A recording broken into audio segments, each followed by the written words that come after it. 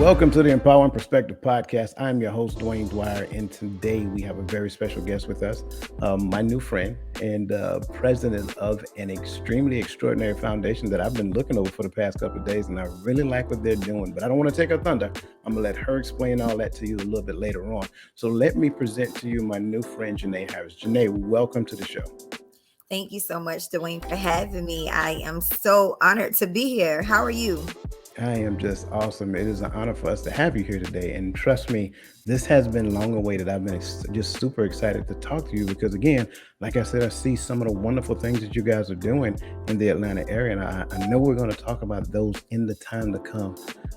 So let's just go ahead and get started. Like I said, we've talked and connected and kind of learned a little bit about each other already. But if you don't mind, just kind of introduce yourself to our audience and tell us the great and wonderful things about who Janea Harris really is. Hi, everyone. My name is Janea Harris. I am the president and founder of ONFIYA Agency Incorporated. We have been established since 2012 out of Columbia, South Carolina. And just 2 years ago, 2020, I decided to bring my program and services here to the Atlanta area. So I specialize in mentoring. I have created basically an organization, I call it an agency, that allows me to provide intervention and prevention services to at-risk youth and adults between the ages of 13 and 25. So the population of youth and young adults I specialize, basically that I work with, let me just say that, who I work with are the ones who've been incarcerated, facing incarceration, a part of any state or government agency, teenage pregnancy, domestic violence, homelessness, or any type of grief due to loss. So what I do is I assign each of them their own mentor. They're with their mentors for 6 months. They actually go by strict curriculum that I created. After that 6 months, they graduate from my STEM mentoring program, and then they are able to pursue any career or entrepreneurship avenue that they're wanting to go down. So that's, Dwayne, that's basically what it is that we do. We do have other services and programs that we offer, but the meat of our agency is our STEM mentoring program. Man, this is amazing. And I am super excited to hear all of this because, like I shared with you, my background is actually in human services counseling. So this is awesome because she is like literally checking all the blocks when it comes down to helping, at-risk youth and things of that nature. And I've connected with several people who actually do that. I mean, literally across the United States. So, I mean, it is an honor to be able to have you here and have this conversation. And speaking of which, the conversation that we're having today is the perseverance of a single mother. Now, being raised by a single mother, I got it. I understand it. But let's just kind of set the conditions, right? And just kind of like share with us your journey and what kind of brought us here to have this conversation. What brought us here is that majority of the youth that are a part of my organization come from single parent homes. Okay. Me growing up in a single parent home, most of the time just my mom being there, I could tell how it affects my relationship with my children today. And I also can tell how being raised in a single parent home affects a lot of kids today. And so I feel like it's not talked about enough. I feel like our single moms are not encouraged enough. They lack a lot of support, lack finances. They lack a lot of things to be able to reassure them that they're able to persevere and be able to have a successful journey or understand what success is. Yeah, that's amazing. And like I said, that's kind of like my background. I was raised by my mother, an awesome woman.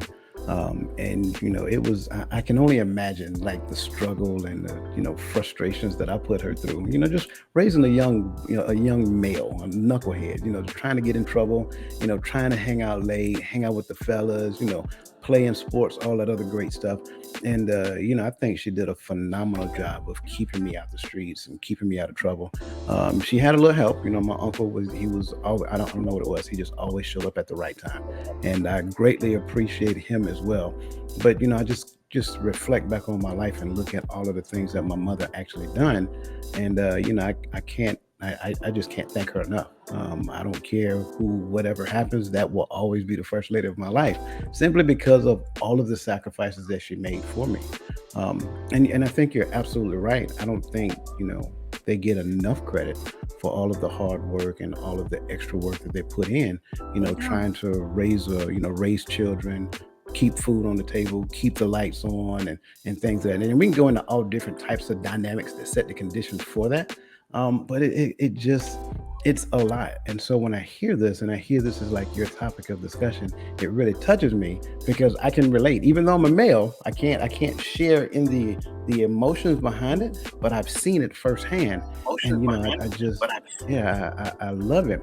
And I think when we talk about some of these challenges that single mothers go through, I want to kind of turn it over to you and just kind of let you express it from your perspective. I can tell you what I've seen, but back then I was too young to even understand it, right? Mhm. So yeah, just kind of share some of the challenges, that you've had to deal with along your journey.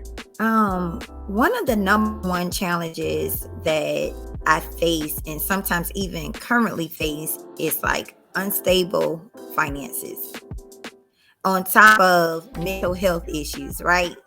Because a lot of times single moms, we suffer in silence. We don't have a go-to person. We don't have anyone to actually take that load off of us or understand what we're dealing with when it's coming down to raising our children. You don't understand the dynamics of everything's happening. All of these are being placed on us, but then we have wake up and with a smile. We still Yeah. have to figure things out to run a household. We still have to go to work. We still have to be a mom. We still have to be a best friend. We still got to Yeah. be a sister.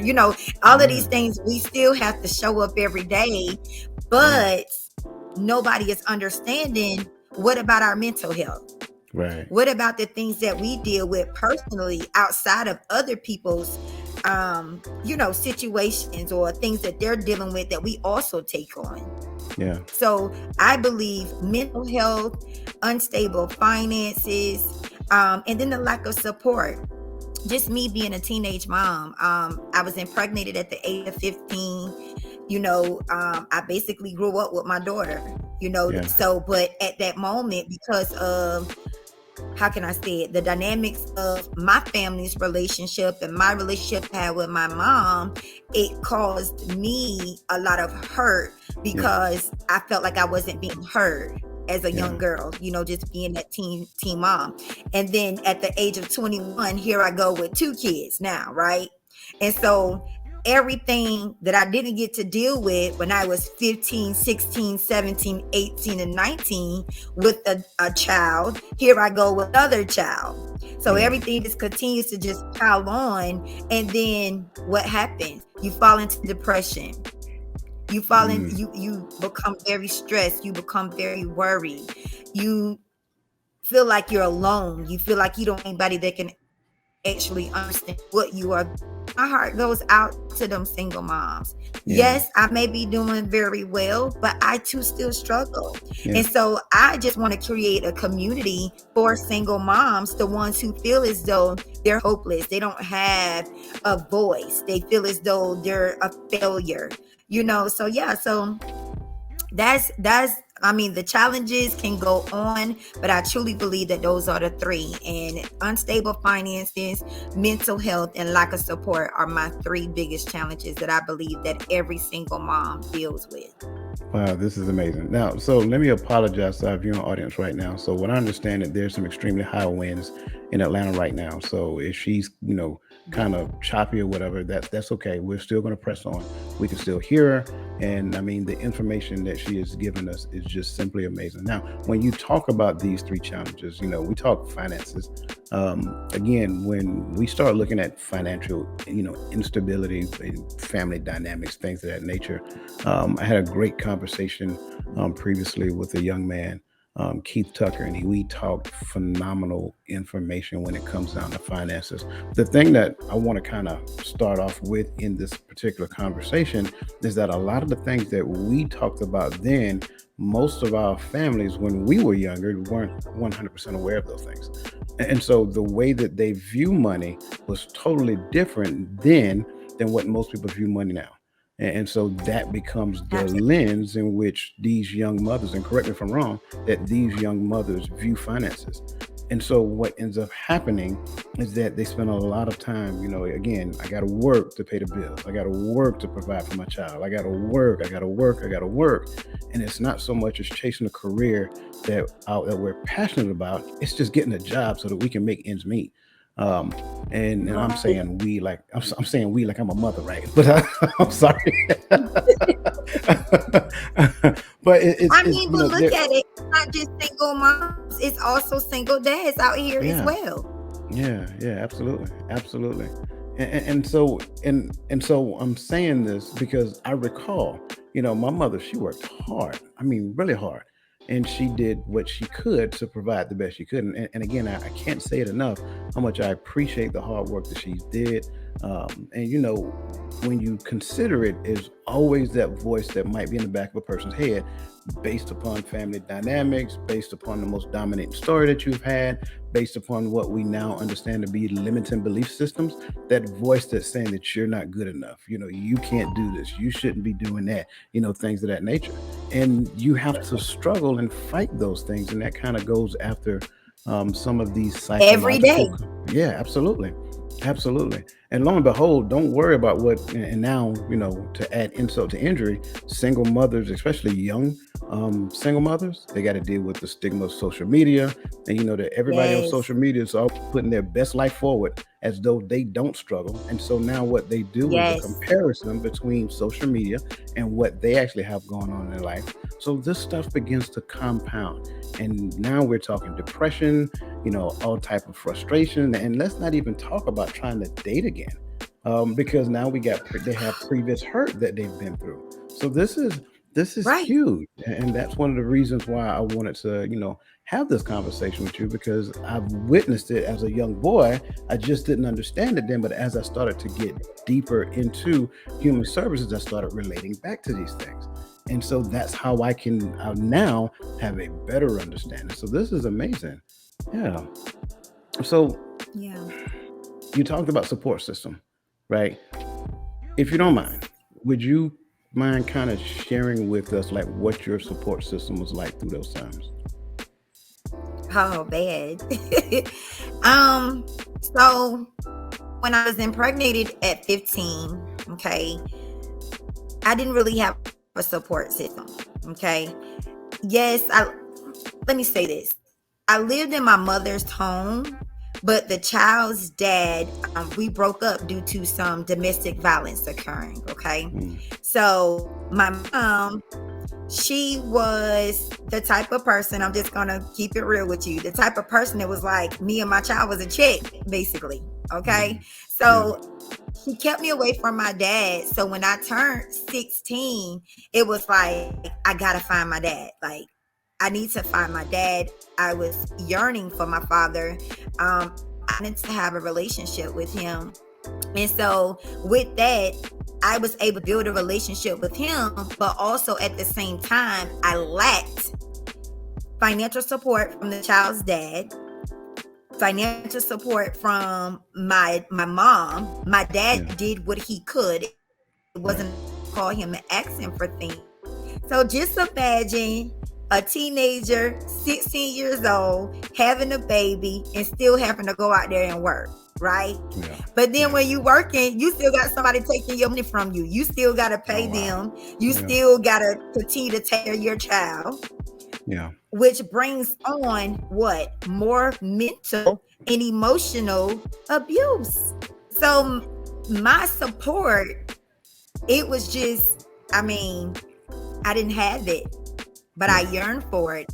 And that's one of the reasons why my mission is to help teenage moms, to help teenage dads, because I can understand and relate how it feels to be overlooked and counted out during those yeah, times, and also to be looked at and talked about, right? yeah, In your yeah, face.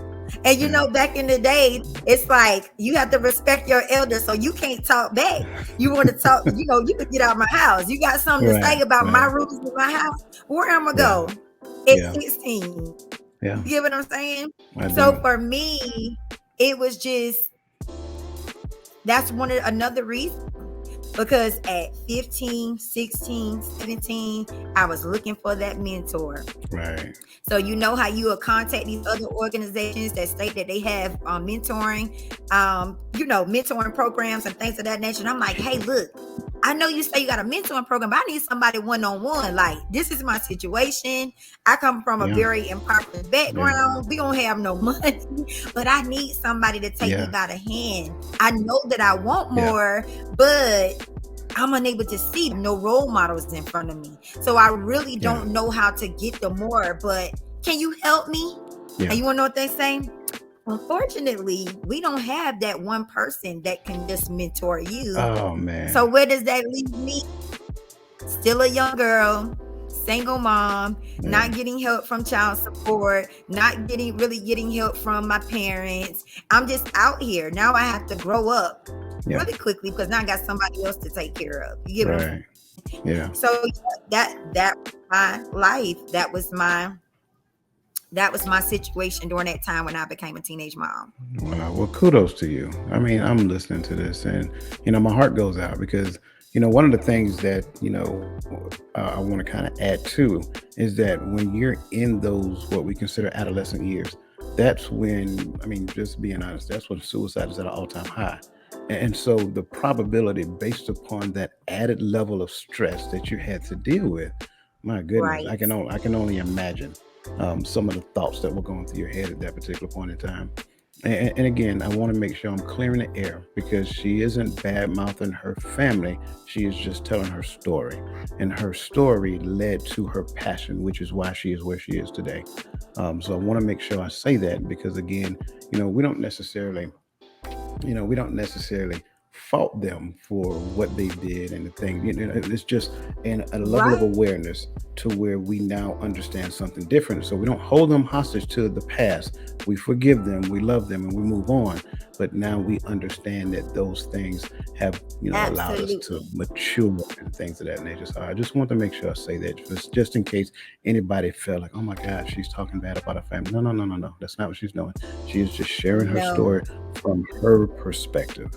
And I think that's healthy when we're able to do that. So again, I just want to say, kudos to you because you have literally blazed the trail and has shown young women who have a very similar situation that anything is possible. And that's the thing. Do not settle. You don't have to settle for less. You don't have to just continue to allow life to beat you up. You can make still anything of yourself that you want. So you just have to persevere and fight through it. And fortunately for those young ladies, they have that system that you did not have when you were actually reaching out for help. And I don't want to move past that because I think that's a key point. Never be afraid to ask for help. I think that's important. I don't care if you're a teenager. I don't care if you're a 65-year-old adult. Never be afraid to ask for help. I think that's key. I think it's important. It's humbling, but it's necessary. So, man, this is absolutely awesome. Yeah. And just for those who, because I want to be clear as well, I'm definitely not bashing my family. What happens in our community is that we suffer in silence, and a lot of times suicide and different how can I say it, like different things detrimentally happen to us because we don't speak out, or we don't ask for help, or we don't face the truth of our reality, right? Because we're so worried about validation or what this person thinks of us or what they're going to say about us. And at the end of the day, if you don't find the help, if you continue to suffer in silence, you're hurting yourself. Absolutely. You're battling with yourself mentally. You're self-harming yourself. You don't even know what it would take to make you happy because you care so much about other people's opinions of you or about what they're going to think if you tell your story. I'm really big on telling my story, right? Absolutely. Because it's not about the other person. And just like you said, we forgive those who have, wrongfully abused us or accused those things of that nature. But it's also therapeutic for the victim, right? To talk about it. Yeah, Because a lot of times what happens is when we don't share our story, then we're hiding our gift from the world because there's somebody else trying to find that answer and you're their answer prayer. absolutely. Absolutely. I have a phrase that I tend to, we talk about deliverance all the time, and, we've been delivered from this and we've been delivered from that. One of the things I try to share people, the evidence of your deliverance is your ability to talk about the thing that you've been delivered from. So when you can Come share on. your story, that is the evidence that That's you right. have been delivered.